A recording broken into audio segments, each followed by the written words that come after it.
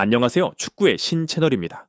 오늘은 정말 믿기 어려운 손흥민 선수의 스피드와 활약상을 다뤄보려 합니다. 과연 30대 공격수의 속도가 이 정도일 수 있을까요? 메뉴 수비진을 농락하는 손흥민의 치고 달리기 득점 장면. 지금부터 함께 확인해 보겠습니다. 여러분, 이게 정말 30대 공격수의 속도일까요? 메뉴 수비진을 농락하는 손흥민의 치달 득점 장면이라니 믿어지지 않습니다. 프리미어리그 25라운드 토트넘과 메뉴의 경기는 단순한 리그전이 아니었습니다. 바로 벼랑 끝에 선 두 팀의 생존 싸움이었고, 승리하면 단숨에 12위로 도약하지만 패배한다면 또다시 강등권의 그림자가 드리워지는 상황이었죠. 특히 토트넘은 지난 메뉴 원정에서 이겼기에 이번에 패한다면 퇴보라는 꼬리표를 피할 수 없었습니다. 승리로 반등할 것인지 끝없는 추락을 향해 빠질 것인지 이 경기 한 판에 모든 것이 걸려 있었습니다. 그리고 메뉴가 가장 경계하는 단 한 사람은 바로 손흥민이었습니다. 왜냐고요? 그동안 메뉴를 상대로 손흥민은 수없이 결정적인 한 방을 보여줬기 때문입니다. 혹시 기억하시나요? 메뉴의 주장 브루노 페르난데스를 포함해 4명의 수비를 양발 드리블 하나로 무너뜨렸던 순간, 또 카세미루의 강한 수비를 뚫고 완벽한 패스로 득점 기회를 만들어낸 장면, 게다가 코너킥 상황에서도 직접 득점까지 성공했던 그 기억은 아직도 메뉴 팬들에게 악몽처럼 남아 있습니다. 그래서 경기 전 전문가들이 메뉴가 이기려면 반드시 손흥민을 막아야 한다고 단호하게 말했죠. 하지만 손흥민이 단순히 막으려 한다고 막히는 선수라면 이미 월드클래스라 불리지도 않았을 겁니다. 그는 늘 막히면 뚫고 잠기면 부수던 선수였습니다. 그렇다면 이번에 손흥민은 어떤 경기력을 보여줬을까요? 메뉴는 경기 초반부터 5명의 두터운 수비벽을 세웠습니다. 그리고 그 중심엔 챔피언스리그 3연패를 이끈 카세미루가 버티고 있었죠. 토트넘 공격수들은 그의 벽을 넘지 못하며 번번이 막히는 듯 했지만 손흥민만큼은 달랐습니다. 메뉴 수비는 측면에서 손흥민의 돌파와 크로스를 계속 허용해야만 했고, 심지어 강한 압박 속에서도 손흥민은 여유로운 턴으로 볼을 지켜내며 메뉴 수비를 농락했습니다. 손흥민의 활약은 공격에서 끝나지 않았습니다.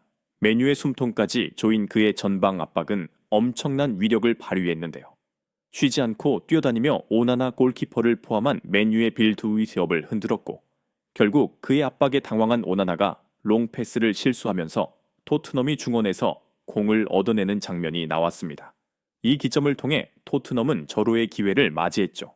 오른쪽 측면 벤탄쿠르가 박스 안에 자리 잡은 손흥민을 발견한 겁니다. 높이 떠오른 크로스가 손흥민을 향해 날아드는 순간 손흥민은 누구도 예상 못한 선택을 했습니다. 떠오르는 볼을 그대로 왼발로 처리해 강한 크로스로 연결했는데 이것이 수비 몸에 맞고 굴절되며 베리발 앞으로 흘렀습니다.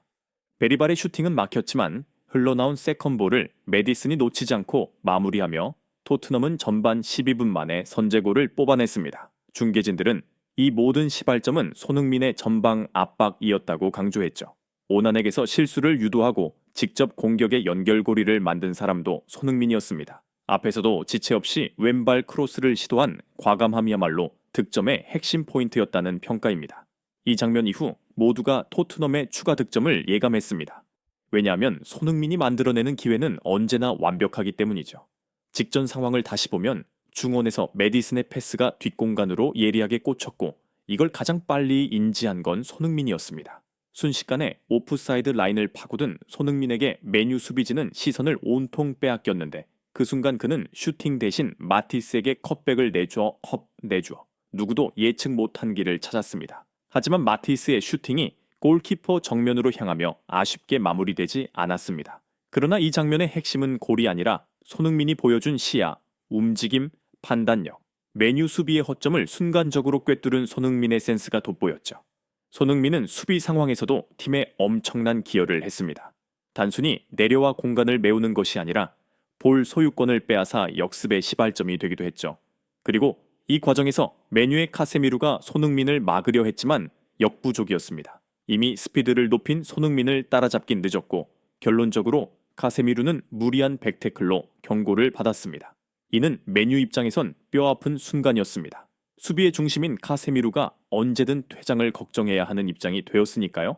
아직 경기도 많이 남았는데 그에겐 더 큰 부담이 생겼고 메뉴 전체 수비에 타격이 컸습니다. 코너킥 상황에서도 손흥민은 날카로운 킥 감각을 뽐냈습니다. 메뉴가 코너만큼은 내주면 안 된다고 생각할 만큼 손흥민의 코너킥은 직접 골로 연결될 위험이 있었죠. 실제로 날카로운 궤적을 그리며 골문으로 빨려 들어가는 듯 보였지만 간발의 차이로 골대 위를 살짝 벗어났습니다. 비록 슈팅이 골문을 벗어났어도 맨유 수비진은 손흥민이 코너킥을 직접 노릴 수 있다는 사실에 긴장해야 함했습니다.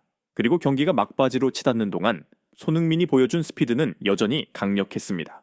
이미 전후반 내내 전방 압박으로 체력을 많이 소모했음에도 맨유 수비진을 상대로 치고 달리는 모습은 이게 과연 30대 공격수의 속도인가 싶을 정도였죠.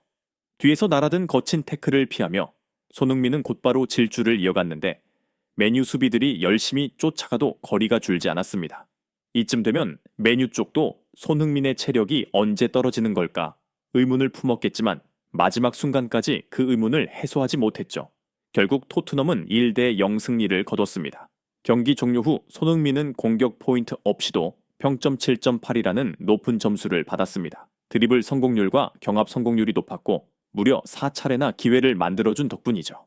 한마디로 골이 없어도 경기를 완전히 장악해버린 겁니다. 팀 전체의 흐름을 바꾸고 메뉴를 뒤흔든 손흥민.